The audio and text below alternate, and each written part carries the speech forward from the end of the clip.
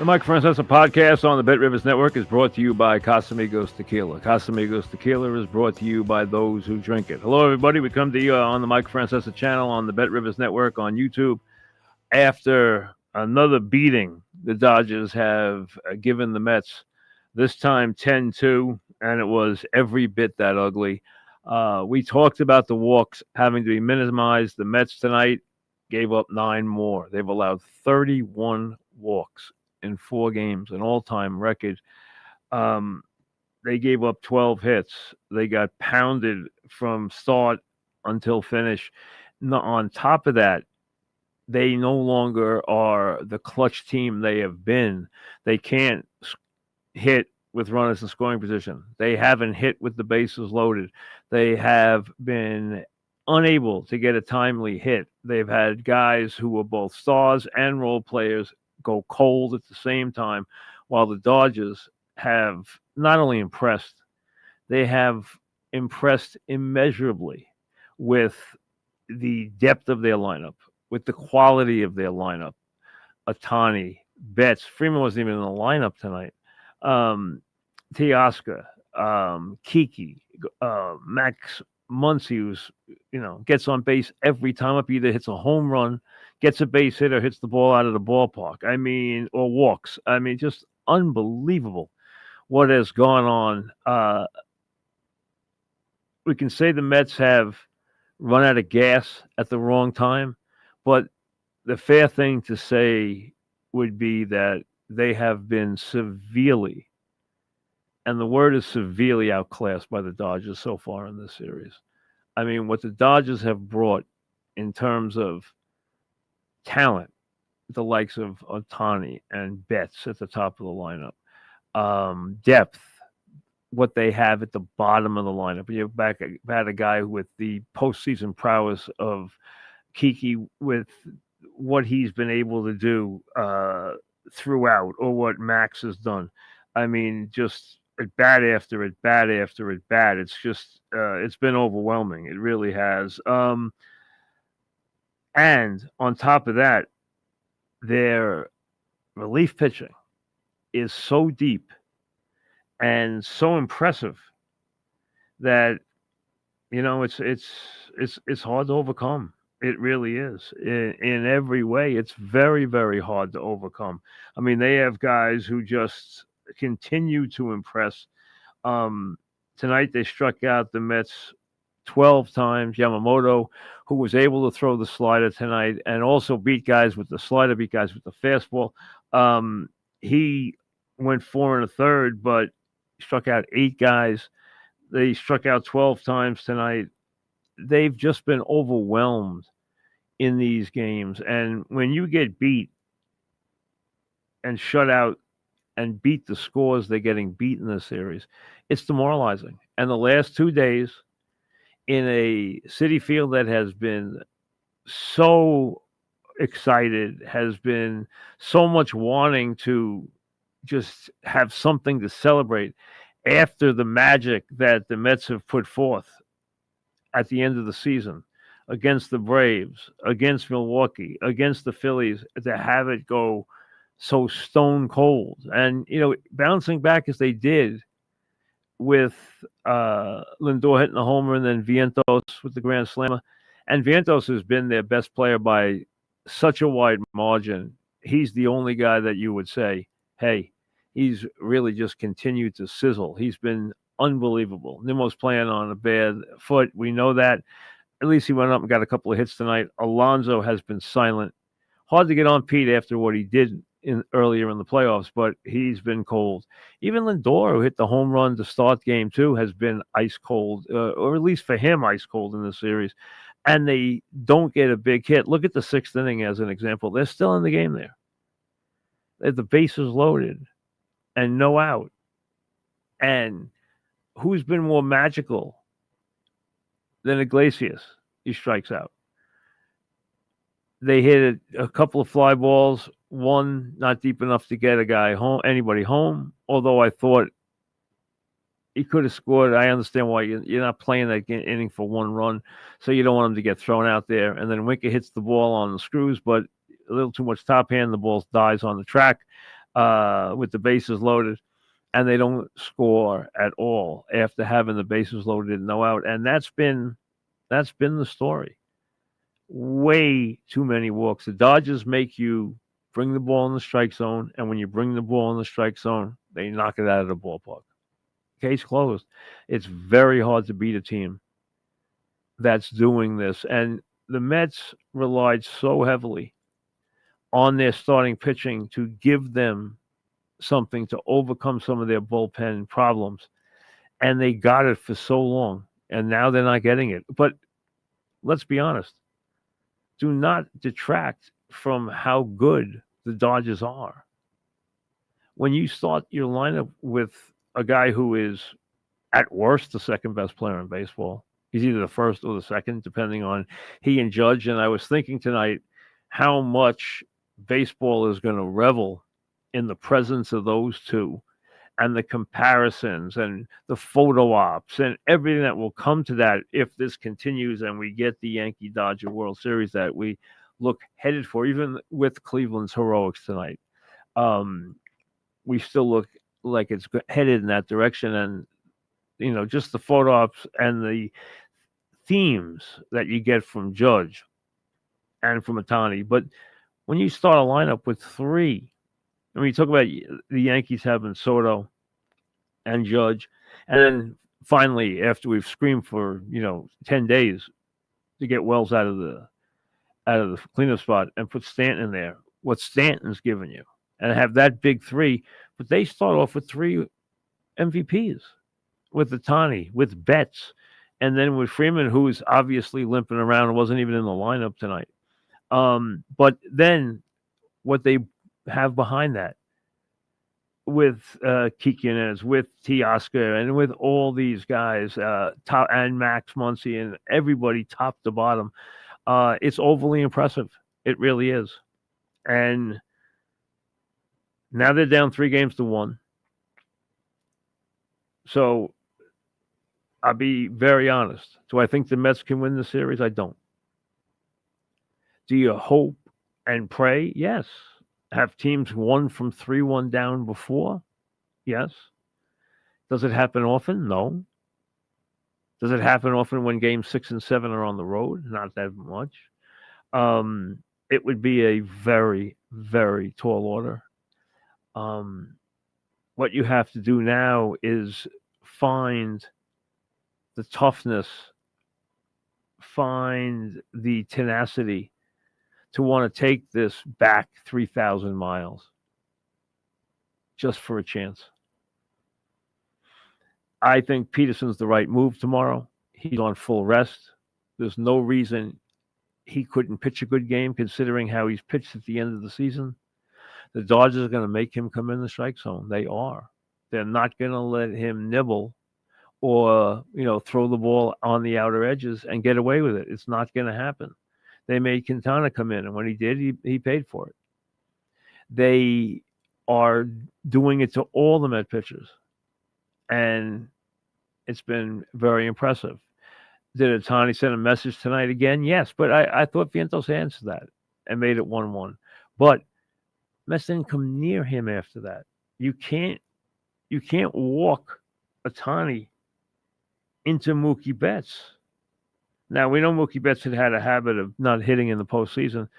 That ended in the San Diego series. And tonight, 4 for 6, 3 runs scored, 4 RBIs.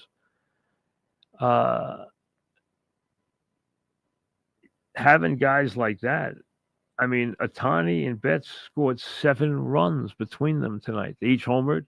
They had 7 runs scored at the top of the lineup. They had, Ohtani was on base 4 times. Betts was on base 4 times. I mean, what are you going to do? You're talking about top players. You're looking in the Dodgers dugout at one point, and you have Ohtani and Yamamoto. That's $1 billion in salary between the two guys. And we all know that Cone flew to Japan to recruit Yamamoto and offered him the same contract he signed with the Dodgers. But he thought he had a better chance. First of all, the Dodgers mean a lot more in his country than the Mets do. Let's be fair. Also, playing on the edge of the Pacific is a lot easier than playing in the East. They already had stars. It's a different lifestyle. So he went to LA. He didn't have a big year. He was injured, but he's come back and at least made his presence felt here. Ohtani has had obviously an amazing season. And while he was doing some weird things, obviously with no one on base and then pounding the ball when guys were on base, he hit that bomb last night and followed up with a bomb to start the game today. We know how much talent they have in that lineup. We know what Muncy has done. I mean, it seems like he either walks or hits a home run. We know how talented they are, top to bottom, and how good their bullpen is, and how deep their bullpen is. It seems like they have an answer for everything. They don't have great starting pitching. Now, tomorrow, Flaherty goes after throwing a terrific 7 innings in game number 1. I like the move to Peterson. Hey, it rests with Peterson tomorrow. If the Mets don't get 6 or 7 innings out of Peterson tomorrow, they're probably going home because they don't have any answers out of their bullpen right now. They really don't. And it's probably exhausted. And they've walked the ballpark. I mean, when you walk 31 guys and then couple that with the number of hits they've given up, the number of home runs they've given up, that's why they have allowed the number of runs they have allowed. I mean, they're getting big numbers put on them almost every night. And in the 2 games here, they have taken the crowd right out of the game. The crowd's on its way to the train and on its way to the highways in the 6th inning, in the 7th inning. Place started clearing out after the Mets didn't score in the 6th. Hey, you can't blame people. I mean, that's just the way it is. New York crowds are great big event crowds. They want to scream their heads off, but they also get very disillusioned and very disconcerted very early. It's part of their nature. And that's what's happened. I'm sure you will see a enormous reduction on the secondary market in tickets tomorrow because nobody believes anymore, and they've probably been cold out there the last couple of nights, and they don't want to go. So if you've never been to a postseason game, might be an opportunity to grab a couple of seats on the cheap tomorrow. Hey, it happens. Sometimes when you play this game in the postseason, you can run into one series too many and one opponent too many and pay a price. That looks to be unless the Mets have one more major miracle in store for us, and right now, that's hard to even fathom. That's going to be the case here. I mean, if you're being honest and being objective, they've been severely outclassed in this series. And listen, the Dodgers don't have the starting pitching that the Yankees have, but they have a much deeper and more talented bullpen, and they have a deeper lineup. And they have as much quality as the Yankees have, and we know there's star power on both sides, especially with Stanton playing at this level. But the Yankees, if it is the Yankees, and I expect it will be, even after the wild finish, and that was one of the better games, postseason games, more dramatic postseason games I've seen in years. I would expect the Yankees still to maintain command of the series, even with the heroics that Cleveland put forth tonight. And they dealt the Yankee bullpen a severe blow here. There's no question about it. Just like the Yankees dealt their bullpen, and that is their strength, a severe blow. I mean, Clase has been the best reliever in baseball this year. He gave up 2 home runs in 74 innings. He's given up 3 in the postseason. He gave up 2 tonight back to back. I mean, Judge's at bat was, one for the ages, and one that will quiet the entire talk about him in the postseason. There won't be even an utterance anymore. Not just because he homered in back-to-back games, but that is as clutch as it gets. Your team has done nothing all night. You leave the door ajar, and you're facing a guy throwing 100, and you take him out of the ballpark to tie the game. It doesn't get any better than that. And then Stanton backs it up with a home run right after that. And I hate that rule in the postseason, the 3-batter rule. I don't like the rule to begin with. I think it's manipulative. But I've always been a believer in when you have a reliever, especially a big reliever, and he gives up a big home run, get him out of the game. He's going to give up something else. And you can't do that there because Judge was his first batter. He can't leave the game. He has to stay in for a couple more guys. So what does he do? He gives him another home run. How many times do you see that? Or give up another run? Time and time and time and time again. And I said 2 nights ago, I said that the home run that we've gave up could foretell that they will figure him out.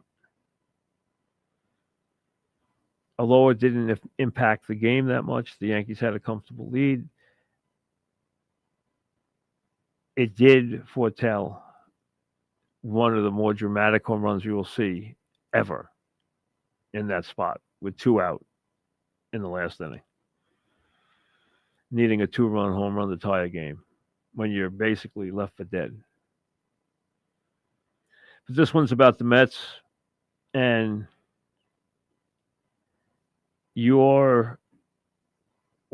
all the belief you've had in this team, all the great residual joy you've gotten from watching this team, everything you've gotten from this team. And I have made this statement a couple of times. I put 86 in a different category because that was an incredibly talented team that played an ugly playoff that year, played a classic playoff against Houston, and played one of the worst World Series ever played, won the World Series. But that team should have been a multiple World Series winner. It wasn't. There was no wild card then. That was an issue, but they never lived up to who they were. That and 69 is of such a dramatic level of performance and overachievement, and not only that, just playing at such a high level. At the end of the season, they were that good. They went on to win 100 games that year, and they were dominant in the postseason against the Braves, winning 3 straight games, despite the presence of Hank Aaron, and then stunning Baltimore in the World Series. But nothing can match 69. But I felt this team probably had as much magic, as much dynamics and cohesiveness as any Met team has ever had. There was something very special about this team. Has that fallen apart in this series? Yes. They don't execute their pitches. They don't execute in the batter's box. They don't get big hits. They don't get clutch hits. They don't do anything that they've been doing along the way. And that's why they're down 3 games to 1 to a better team. So I can understand right now how it's hard here, especially if you've been in that ballpark the last 2 days, or even if you're just watching on television. It is hard here to conjure up any more belief in this group. Now, you might be the diehard that says, I don't care. I know they're down 3-1, but they have it in them. They're going to come bouncing back. Even the most ardent diehard would have a hard time believing that after what he's seen. Because it seems like they're just, at every turn, they are just overmatched. And they have to win 3 straight games, 2 of which are going to have to be won on the road against a team that is getting your starters out of the game early, making you throw a million pitches, and just embarrassing your bullpen.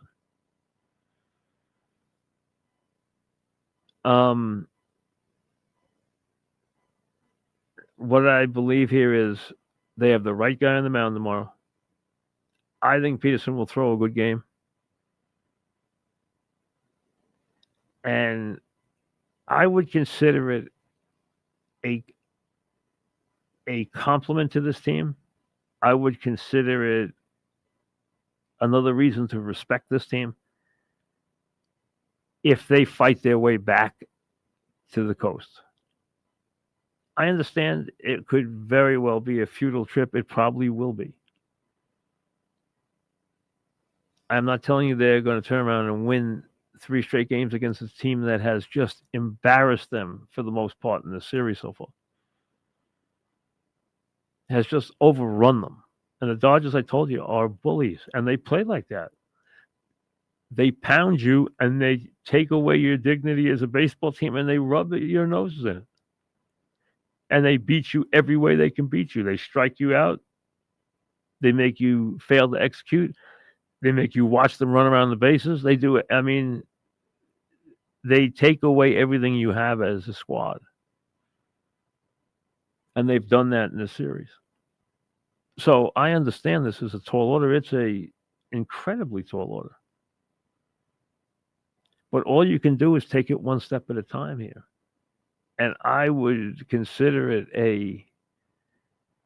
a measure of who they are.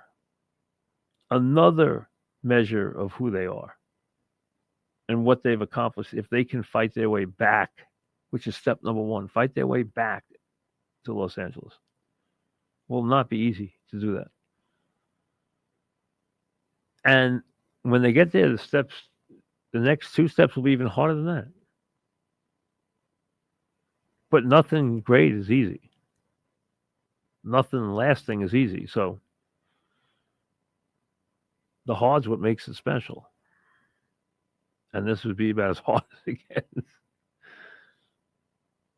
They are in deep right now. But here's the deal. There's only 2 teams playing in the National League right now.